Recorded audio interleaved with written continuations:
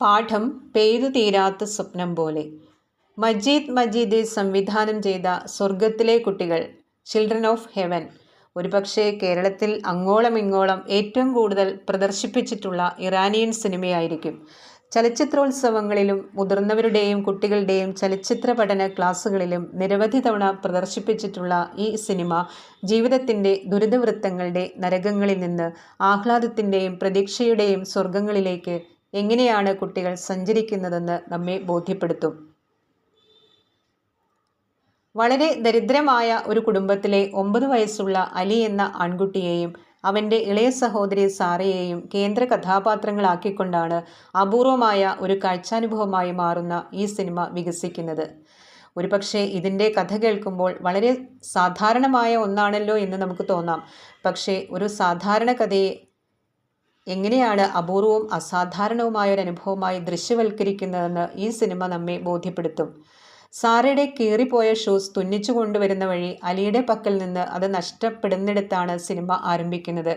ഒരു പഴക്കടയിൽ കുട്ടികൾ മറിഞ്ഞു വീഴുന്നതിനിടയിൽ അതിൻ്റെ അടിയിൽ എവിടെയോ ഷൂസുകൾ നഷ്ടമാകുന്നു.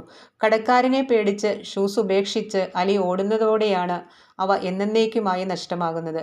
ഷൂസ് നഷ്ടമായ വിവരം അവൻ ബാപ്പയെയും ഉമ്മയും അറിയിക്കുന്നതേയില്ല. പുതിയതൊന്നും വാങ്ങാനാവാത്ത വിധത്തിൽ അയാൾ അതിദാരിദ്ര്യത്തിലാണെന്ന് അവനറിയാം. അവന് അടി കിട്ടുമെന്ന് കരുതിയ സഹോദരിയും ആ വിവരം ഒളിച്ചു വെച്ചു. അവൾക്ക് സ്കൂളിൽ പോകാനുള്ള ഷൂസാണിത്. അവൻ്റെ ഷൂസുകൾ അവൻ അവൾക്ക് നൽകി. അവൾക്ക് ഉച്ചയ്ക്ക് മുമ്പും അവന് ഉച്ചയ്ക്ക് ശേഷവുമാണ് ക്ലാസ്. കുറച്ച് അയവുള്ള ആ ഷൂസുമിട്ട് അനിയത്തി സ്കൂളിൽ നിന്ന് വരുന്നതും കാത്ത് അലി ഒരുങ്ങിയിരിക്കും.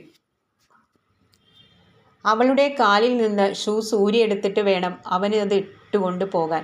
പിന്നെ അവൻ ഒരോട്ടമാണ്. എന്നാലും അവൻ സ്കൂളിലെത്തുമ്പോൾ എന്നും വളരെ താമസിക്കും. പ്രിൻസിപ്പലിൻ്റെ ശിക്ഷയൊക്കെ അവൻ ഏറ്റുവാങ്ങിക്കൊണ്ടിരുന്നു. അതിനിടയിലാണ് കുട്ടികളുടെ ഒരു ഓട്ട മത്സരത്തിൻ്റെ വിവരം അറിയുന്നത്. അതിൽ 3ാം സമ്മാനം ഒരു ജോഡി ഷൂസാണ്. അതോടെ അവൻ അധ്യാപകൻ്റെ പിറകെ നടന്ന് യാചിച്ച് സ്കൂൾ ടീമിൽ അംഗമായി. ഓട്ടത്തിൽ 3ാം സ്ഥാനത്തെത്താനാണ് അവൻ ആഗ്രഹിച്ചതെങ്കിലും അവസാന കുതിപ്പിൽ അവൻ എങ്ങനെയോ ഒന്നാമതായി. ഷൂസില്ലാതെ നിരാശനായി വീട്ടിലെത്തുന്ന അവനെ കാത്ത് അനിയത്തി ഉറങ്ങാതെ ഇരിക്കുന്നുണ്ടായിരുന്നു. ദുഃഖിതനായ അലി ഷൂസിനുള്ളിൽ ഞെരുങ്ങി നീരുവന്ന പാദങ്ങൾ ചെറിയ കുളത്തിലെ ജലത്തിൽ മുക്കിവെക്കുന്നു. ചെറുമീനുകൾ അവൻ്റെ ചുവന്നുവീർത്ത പാദങ്ങളിൽ അപ്പോൾ മുത്തമിട്ടു. മനസ്സിലൊരു വേദന അവശേഷിപ്പിച്ചുകൊണ്ട് സിനിമ അവസാനിക്കുകയാണ്. രോഗിയായ ഭാര്യ, 3 കുട്ടികൾ, ജീവിക്കാൻ മതിയായ വരുമാനം ലഭിക്കാത്തൊരു ജോലി. ഈ അവസ്ഥയിൽ ഉരുകി ഒലിക്കുമ്പോഴും ചില മൂല്യങ്ങളിൽ ഉറച്ചു നിൽക്കുന്ന കുടുംബനാഥൻ, പിതാവിൻ്റെ ദാരിദ്ര്യവും ദൈന്യവും അറിഞ്ഞു ജീവിക്കുന്ന കുട്ടികൾ.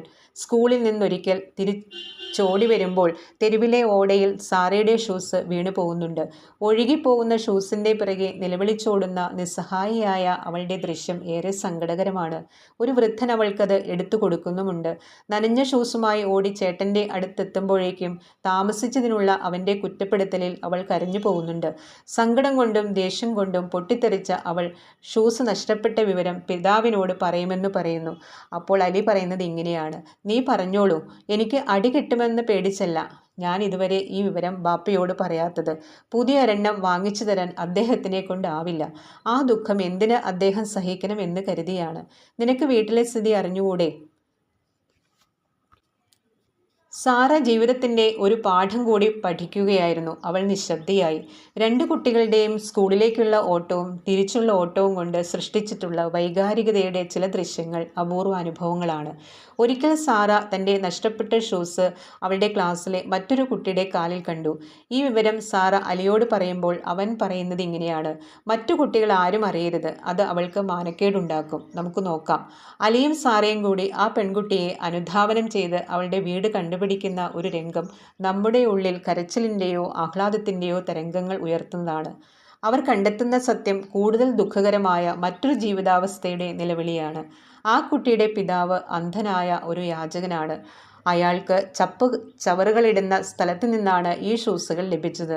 തങ്ങളുടേതിനേക്കാൾ ദയനീയമായ മറ്റൊരു ജീവിതാവസ്ഥ കാണുമ്പോൾ ഈ കുട്ടികൾ അവരുടെ ബുദ്ധിമുട്ടുകൾ മറന്ന് സ്വന്തം ഷൂസ് തിരിച്ചു വാങ്ങാൻ മിനക്കിടാതെ, സഹപാഠിയെ അപമാനിക്കാതെ, ഒന്നും മിണ്ടാതെ തിരിച്ചു പോകുന്ന രംഗം മനുഷ്യരിലുള്ള വിശ്വാസവും നന്മയിലുള്ള പ്രതീക്ഷയും വർദ്ധിപ്പിക്കും.